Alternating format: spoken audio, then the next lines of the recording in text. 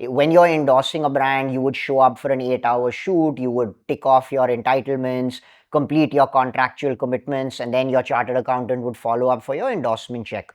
When you invest in a business, or if you take stock in a business, it's a new 360-degree approach where you're being part, as you said, of a growth stage. You've come in at a seed stage or a pre-seed stage where the company does not have 5 crores of marketing money or endorsement sponsorship money to pay you. They've given you that in stock. Now, in some stages, because as we said, Indian cricketers have a high amount of disposable primary income, they take part in an investment round. Right. So if a company is, say, raising a crore of rupees, raising it from 3 or 4 investors with 10 lakh or 15 lakh tickets, a cricketer may come in and cut that check and buy equity in the company. That also helps the company's profile, right? If a company is backed by a cricketer, Yes. it adds a little bit of credibility to it. It gives you a certain PR that you can do around the investment, right? 100%. And I think that, Akhil, it's a global best practice. The simplest way that, to look at it is, I keep giving this example to people when they ask me, is that in the NBA,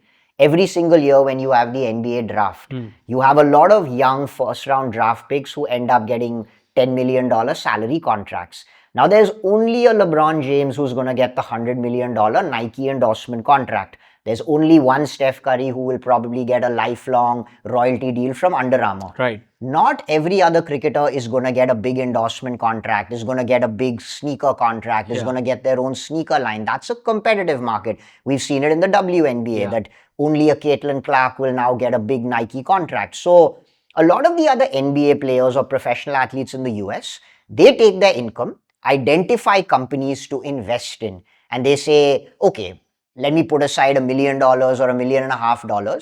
Let me identify companies with my team and let me start investing. Exactly that is now happening in India over the past 3 to 4 years.